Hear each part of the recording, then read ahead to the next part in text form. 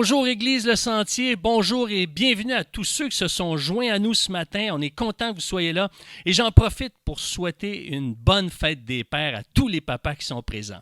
Et oui, aujourd'hui, le sujet va être de circonstances. Il va être question qu'on a tous besoin d'un père. Mais avant d'entrer dans le vif du sujet, eh bien, j'aimerais remercier Lise Lalonde que vous avez vu à l'écran tout à l'heure, qui s'est donnée pendant des années. Qui s'est consacrée au ministère auprès des enfants. Et Lise, tu as été une boule d'énergie, tu es encore une boule d'énergie, mais merci pour ta contribution auprès des enfants, auprès des moniteurs, auprès de tous ceux qui se sont impliqués activement, directement et indirectement auprès des enfants. Les enfants et les parents ont certainement apprécié ton leadership, ta participation, ta contribution si précieuse. Puis je pourrais dire que tu n'as pas rayonné simplement au sein de l'Église Le Sentier, mais dans toute la francophonie. Et en d'autres mots, tu as été un beau cadeau. On est vraiment privilégiés de t'avoir eu ici, au milieu de nous, puis mettre tes dons au profit de ces enfants-là. Merci beaucoup pour ton leadership. Ça a été grandement apprécié. Puis on veut remercier également la famille Gibson, Greg et Marie-André, qui ont accepté de relever le défi et de participer, de contribuer par leurs dons, par leur expérience, par leur formation, à bâtir une nouvelle équipe, une équipe de gens d'expérience avec de nouvelles personnes qui vont s'ajouter pour continuer, pour être dans la continuité, avec des nouvelles idées, avec de nouveaux défis, mais à continuer ce ministère auprès des enfants. Merci d'avoir accepté de relever ce défi-là. Vous êtes équipés pour le faire. Et ce qui est spécial, c'est votre douceur, votre amour qui transpire. Vous transpirez l'amour. Et ça, c'est vraiment attirant, c'est vraiment inspirant. Merci beaucoup, Greg et Marie-André. Ceci étant dit, et moi, je suis vraiment encouragé par le fait que les Gibson ont accepté de relever ce défi-là. Mais j'aimerais qu'on puisse maintenant passer au thème d'aujourd'hui. On a tous besoin d'un père. Et on va voir que, au travers de la lettre de Paul aux Éphésiens, que le rôle du père est un rôle important. Écoutez, la culture le crie et le chante. On a juste à penser au succès de Stroma, qui a été sorti en 2013, Papa Outé. Et dans ces paroles, dans les paroles de ce chant qui ont été écrites par Paul Van Haver, il va dire ceci: « Dites-moi d'où il vient, enfin je saurai où je vais. » Dites-moi d'où il vient, mon papa, enfin je saurai où je vais. Ça parle du lien entre le fait de connaître son père puis de donner une direction. C'est incroyable, ça. Et vous savez, le père est vraiment important puis joue un rôle déterminant. Puis malheureusement, il est manquant pour plusieurs enfants. En fait, il y a une étude qui a été menée au Québec entre 1998 et 2010. Donc, une étude qui s'est échelonnée sur une douzaine d'années. Puis qui a révélé que le quart des élèves qui fréquentent la maternelle ont des parents séparés. Puis de ce nombre, ce quart d'élèves-là qui ont des parents séparés, bien, chez ces enfants qui ont des parents séparés, un enfant sur 5 ne voit jamais son père. Donc, on voit qu'il y a une carence d'une présence paternelle chez beaucoup d'enfants au Québec. Et ça nous montre une chose, c'est que le besoin d'un père est là. Le besoin d'un père est important, il est précieux. Guy Corneau, dans un livre qu'il a publié il y a quelques années, un livre à succès qui s'intitule « Père manquant, fils manqué », juste en mentionnant le nom, vous n'avez entendu parler, vous l'avez peut-être même lu. Il va dire une phrase assez percutante dans son livre. « Manquer de père, c'est manquer d'une colonne vertébrale. » Écoutez, la colonne vertébrale, c'est ce qui nous tient. En d'autres mots, ça veut dire manquer de père, c'est manquer de tonus, c'est manquer d'assurance. On ne peut pas se tenir s'il y a quelque chose de fondamental qui manque. Ça nous montre qu'on a besoin, on a tous besoin d'un père. L'Institut national de santé publique du Québec va renchérir en disant « La présence d'un père attentionné aide l'enfant, garçon ou fille, à être plus confiant et à réaliser son plein potentiel. jouer un rôle actif auprès de votre enfant dès sa naissance contribue à créer un lien avec lui pour les années à venir. Donc, une présence d'un père attentionné amène son enfant à être plus confiant, à réaliser son plein potentiel, et ça a un impact, puis quand ce lien-là est bâti, eh bien, il est durable. Ça nous montre qu'on a besoin d'un père. On a tous besoin d'un père, de son approbation, de sa présence, de sa sagesse, de son expérience de vie. Parce que ça fait la différence dans nos vies. Et on a besoin d'une mère également, évidemment. Mais aujourd'hui, vu que c'est la fête des pères, on parle principalement des papas. Et c'est pour ça qu'on va voir au travers la lettre de l'apôtre Paul aux Éphésiens, une lettre qui était circulaire. Qu'est-ce que ça veut dire? C'est pas qu'elle était ronde, là. Ça veut dire que c'était une lettre qui devait circuler. Elle a été envoyée aux Éphésiens, mais elle était appelée à être copiée puis à circuler dans les autres églises qui étaient en implantation dans cette région-là pour que les thèmes qui étaient contenus dans cette lettre puissent être communiqués à toutes les églises pour être fortifiées, pour être encouragées, pour grandir dans la foi. Alors nous, ce qu'on va voir, c'est les parallèles entre Dieu le Père et ses enfants pour nous inspirer, nous les pères, à être encouragés dans notre rôle et notre vocation. Parce que nos enfants ont tous besoin d'un père. Prions, s'il vous plaît. Seigneur, on s'en vient devant toi pour que tu nous rappelles, tu nous encourages que, un, on a besoin de toi, et deux, nos enfants ont besoin de nous en tant que papa. Merci de nous encourager, de nous fortifier et de nous rappeler combien on est précieux pour toi. Tu nous aimes abondamment et c'est bon que tu nous le rappelles. On en a besoin. On te remercie pour le bon papa que tu es. Dans le nom de Jésus. Amen.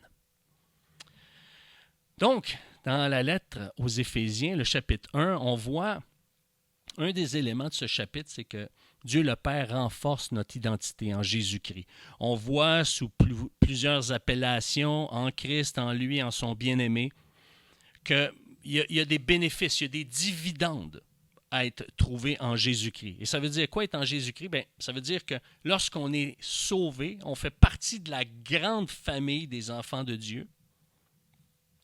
Et c'est une place que Jésus-Christ nous a acquis par sa mort à la croix et sa résurrection. Puis ce qui est intéressant, c'est que en ayant reçu Jésus-Christ comme Seigneur et Sauveur, en ayant accepté qu'il a pris notre place, qu'on a reconnu qu'il a pris notre place à la croix, qu'il a subi notre condamnation, et qu'on reconnaît qu'il est le seul Seigneur, le seul Sauveur, le seul moyen par lequel on peut être sauvé, eh bien on devient enfant de Dieu. On devient des enfants d'adoption, Éphésiens 1,5. Mais savez-vous quoi? Ce qui m'a touché particulièrement en revisitant ce texte, c'est qu'on est devenus des enfants d'adoption selon le bon plaisir de sa volonté. C'est une réjouissance pour lui qu'on fasse partie de ses enfants, qu'on soit ses enfants. C'est une réjouissance pour lui. C'était pas seulement comme un travail qu'il a fait parce que c'est dans son rôle, comme un ambulancier qui va venir sauver des vies dans des circonstances d'urgence, qu'il y a des gens qui ont des besoins immédiats, puis il doit venir sauver des vies. Puis moi, je suis convaincu que la grande majorité des ambulanciers le font par plaisir et non pas par devoir. Mais une fois que leur travail est terminé, leur travail est terminé. Et Dieu ne nous a pas juste sauvés dans un moment de dire « Bon, ben ça fait partie de mon travail de sauver les gens, je vais les sauver. Bon, maintenant que c'est fait, ils sont sauvés, c'est fini. Je retourne à mes occupations. » Non! Dieu ici, il nous a sauvés selon le bon plaisir de sa volonté. En d'autres mots, on fait partie des délices de sa vie. Ça fait partie des bons souvenirs de sa vie. Il est tellement content de nous avoir sauvés. Puis si on pouvait interviewer Dieu, par exemple, évidemment, ça ne se fait pas comme ça, là, mais si on pouvait, là, rentrons un peu là, dans le monde imaginaire, mais imaginons qu'on pouvait interviewer Dieu. Puis là, que l'intervieweur, il dit, bon, écoutez, pouvez-vous nous raconter un des grands moments de votre vie là, qui vous a fait le plus plaisir?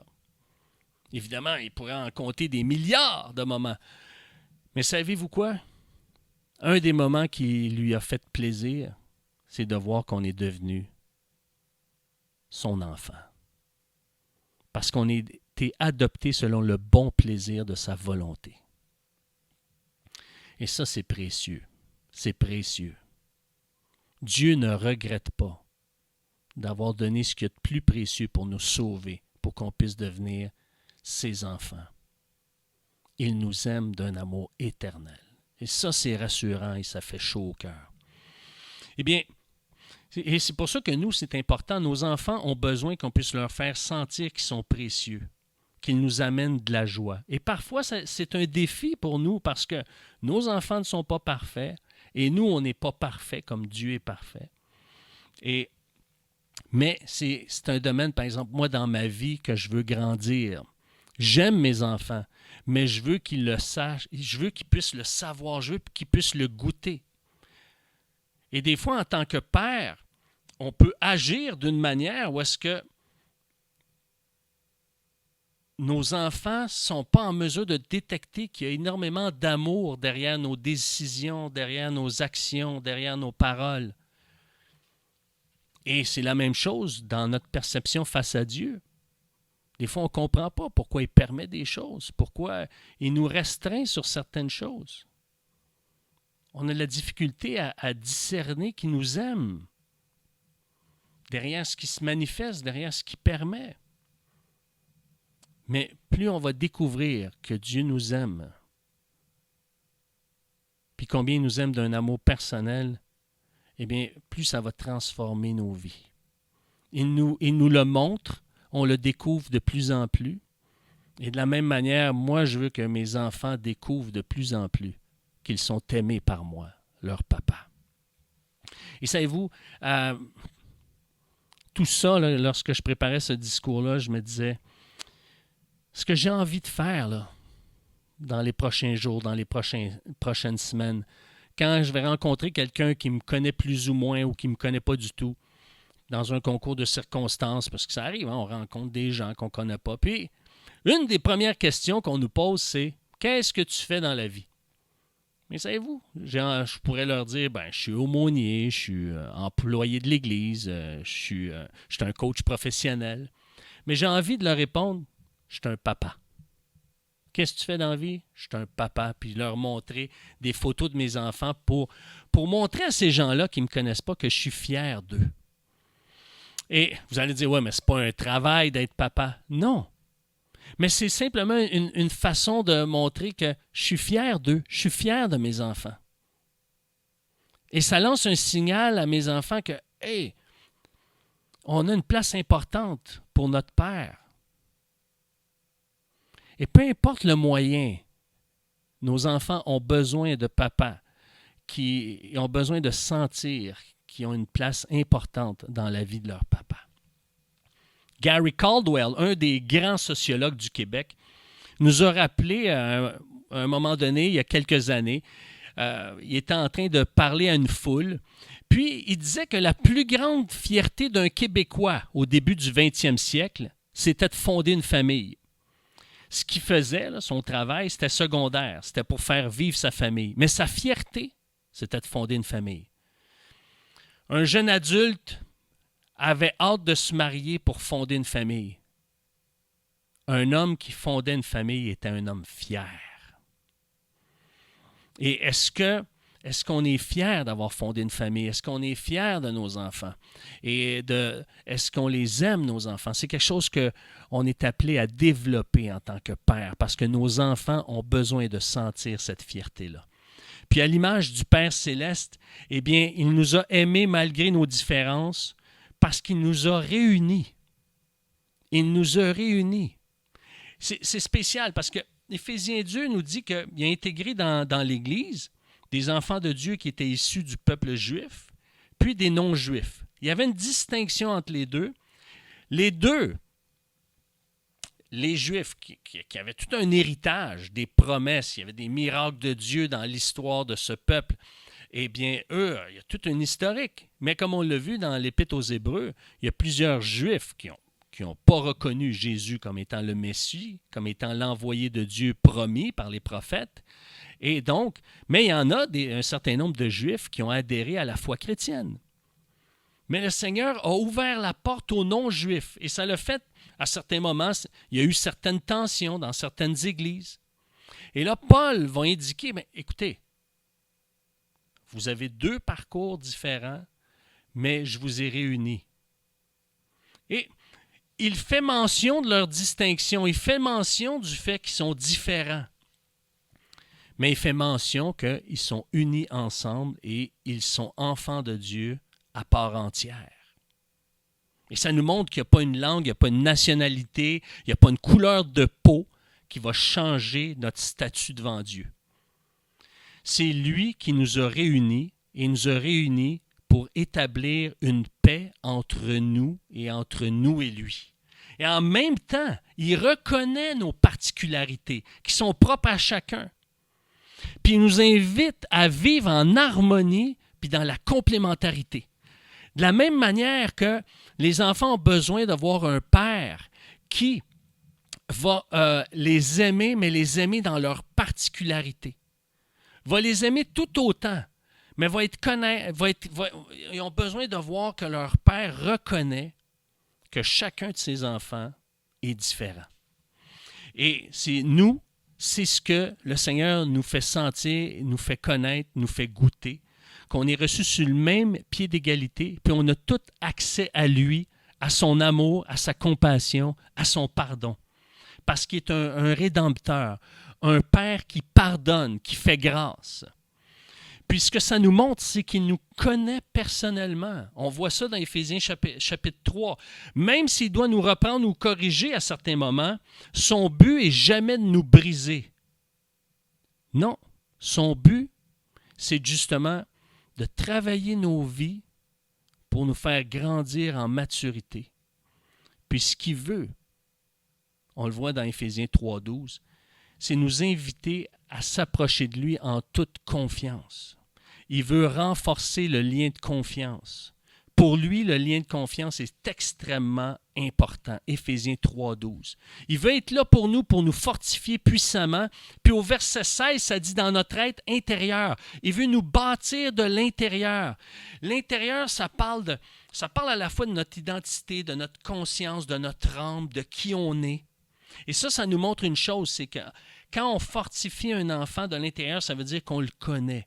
On connaît ses limites. On connaît ses zones, ses capacités. On connaît ses zones de tension ou ses zones de sensibilité. C'est le mot que je cherchais, ces zones de sensibilité. Et ça, Dieu, le Seigneur, veut nous bâtir de l'intérieur. Puis il y a des choses à l'intérieur de nous qui sont brisées, mais il veut les guérir, les cicatriser pour nous bâtir de l'intérieur. Et le Père a un rôle à jouer là-dedans.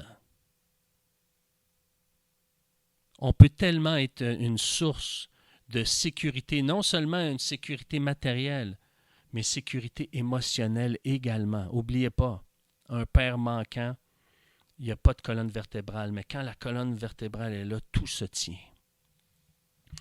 Dans Éphésiens 4, on voit que, justement, il veut continuellement nous édifier.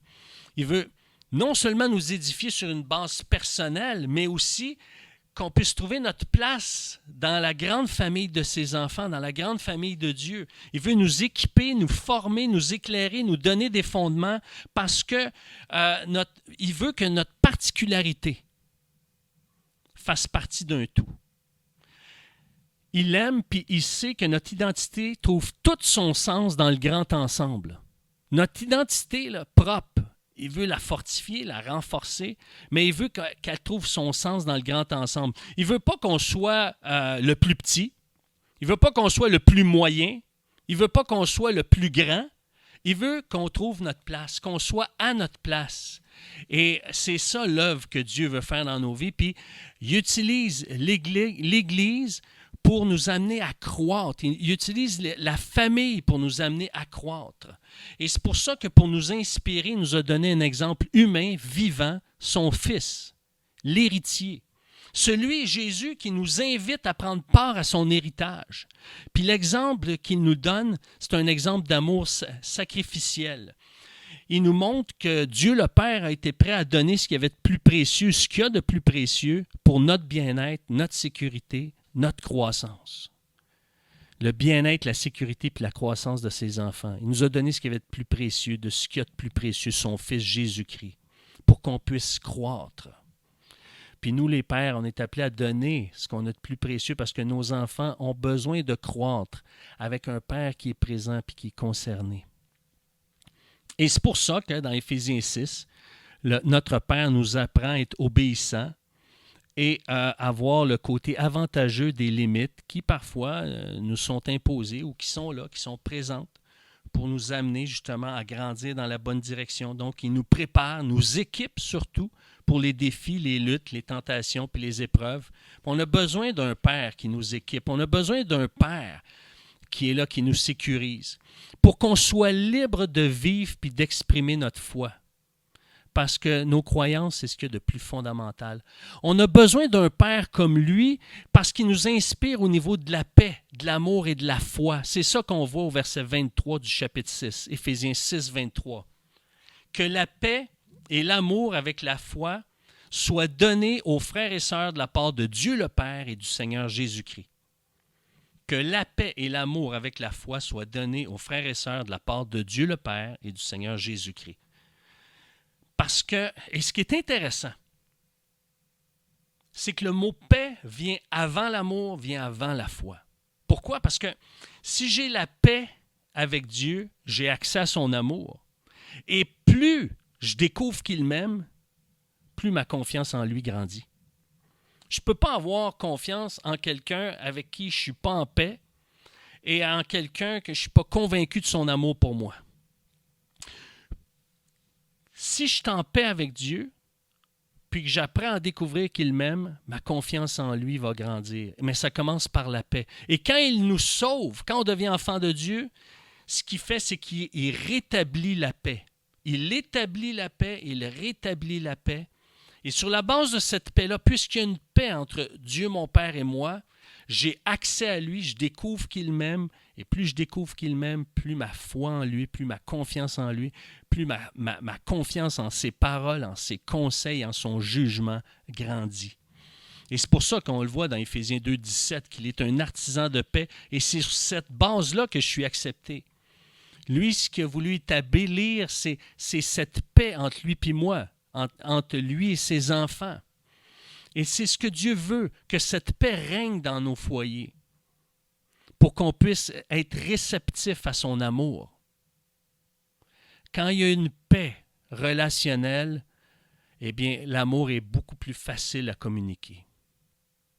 Et c'est pour ça, qu'est-ce qui fait que je ne suis pas en paix avec Dieu aujourd'hui va déterminer où est-ce que je dois me réconcilier avec lui. Je dois avouer que je me suis éloigné de lui. Je dois avouer que j'ai peut-être justement pas suffisamment confiance en lui ou je ne crois pas en son amour et je dois aller le voir et lui partager ça. Et lui, ce qu'il veut, c'est qu'on puisse goûter cette paix avec lui, goûter son amour et qu'on puisse lui faire de plus en plus confiance. Et donc, c'est pour ça que plus je vais découvrir que j'ai la paix avec lui, que cette paix, elle est accessible, elle est disponible, plus je vais découvrir que je suis aimé par lui, plus ma foi en sa parole, ma confiance en sa parole, en ses promesses, en ses conseils, eh bien, vont prendre de la place dans ma vie. Ma foi va grandir, va croître et va être établie sur un fondement solide.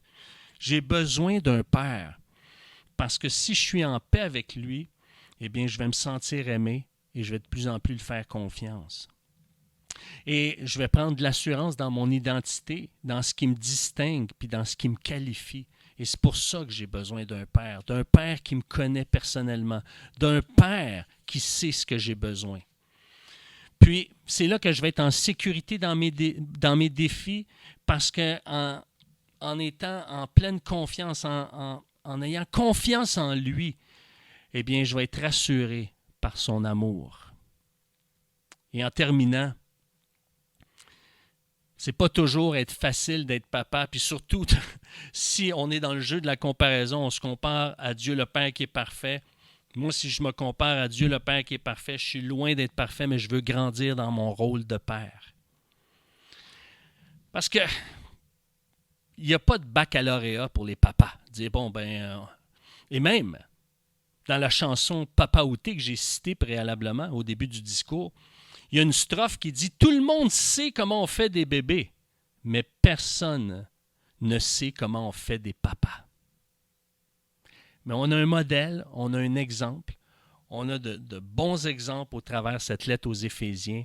Et laissons-nous inspirer par le fait qu'on est en paix avec notre Père. On est en paix avec un Père qui nous aime et qui veut établir un lien de confiance parce qu'il veut le mieux pour notre vie. On a besoin de ce genre de Père-là. Nos enfants ont besoin de voir leur papa grandir dans cette paix, dans cet amour et dans cette confiance qui vient de Dieu. Prions, s'il vous plaît. Père, quand je pense à une autre chanson, celle que Linda Lemay a chantée il y a plusieurs années, je pense à un segment de sa chanson.